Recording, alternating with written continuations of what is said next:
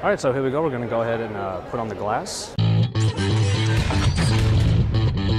Honestly, it's just a little bit weird because this is my first time ever, and I've been not too sure what to think yet, but here we go. Whoa. That's the best reaction you can have the moment you put it on. So these glasses that our friend Peter let us use are obviously set up to turn themselves off when it understands that it's not on somebody's head, which means it's not horizontal like this. Once you put it on, it displays the time. It did just time out. So what I'm gonna do is look up, look back down. It is very non-obtrusive. It's not too heavy. It doesn't weigh your head down at all. And of course, to activate it, you look up, then back down, and you see the time right in your periphery. If I look forward, I can see everybody, everything is still clear, but in my periphery, I just have this little piece that shows the information. I'll look up again. It's got 1228, OK Glass. OK Glass, Google, Android Authority. Take a picture. And what it does is it takes a picture of everything I see that I'm looking at. Like we kept saying, the Moscone Wi-Fi is a little weird down here. So right now it is looking through Google. You don't have to close your left eye in order to get there. Actually, it works just fine if you just kind of look this way.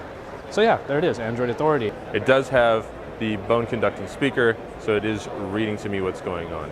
Now if I tap it here, what you can do is on the side here is a little, they don't want to call it a touch screen because it's not a screen, but it is a touch pad.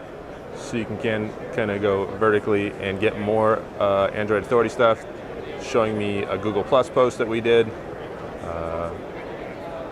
showing me Chris Smith's post. So a lot of cool stuff about Android Authority.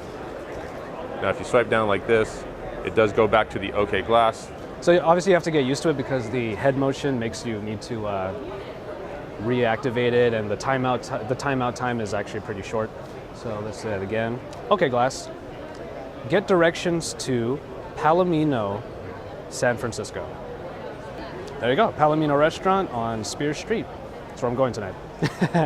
All right, so going back down, and we're just coming back to the front, and I'm just gonna go through. It shows me the picture that we just took, Android Authority, the search we just did, and a couple of the posts that Peter made. It's an interesting technology. I see that it has a lot of benefit day to day. The problem with that right now is that Google needs to develop their services a little bit more.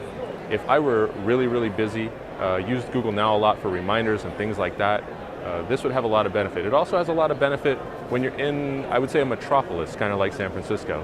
When I'm walking around, things will pop up, photo spots, or if you're going near a movie, things will pop up like that.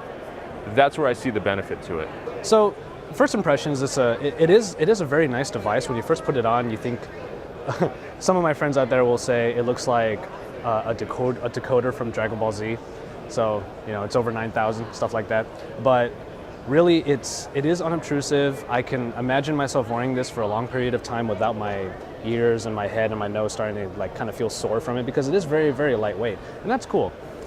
Coming to I/O, you see everybody, well not everybody, but a lot of people wearing Google Glass, and it might look a little bit odd at first, but once you try it out yourself, you realize, just like many products that are in their early stages, this is a product made for its potential.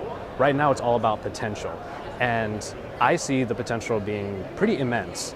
Imagine traveling, and when you're looking up at a sign that is in a language that you don't know, maybe you snap a picture of it, or in real time, it'll just start to translate it for you. That would be really great. The voice recognition is really good. Peter was right, it does seem to work very well. So if you're talking to somebody and it picks up what they're saying, then you'll get the translation right away. So all of those things, all of those features that we're hoping come for Glass, it is really up to the developers, and that's why something like Google I/O exists, so that the developers can really get in touch with these products and learn what would be great for them.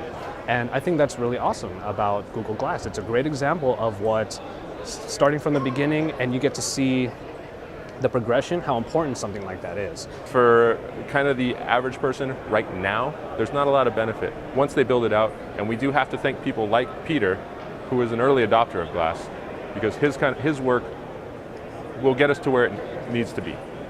So we thank Peter for all his work and all the explorers for all their work, because without them, this won't go anywhere. Honestly, for me, I could see myself using it once it becomes a little bit more robust. But the way it is right now, it's more or less something I would use for fun, I suppose. But certain applications like getting directions to somewhere or getting a quick status update or giving a quick picture online, I do think that's really cool as well. So guys, this is Nate Swanner from Google I/O 2013. I have Peter's glass, probably not giving them back. I don't know how that's really going to work out, but we'll see. Thanks, guys. So yeah, that's just a quick demo of Google Glass. We want to thank Peter once again for giving us his time and for allowing us to try it on ourselves. As always, it's Android Authority, your source for all things Android, and we'll see you from Google I/O the second day of the conference.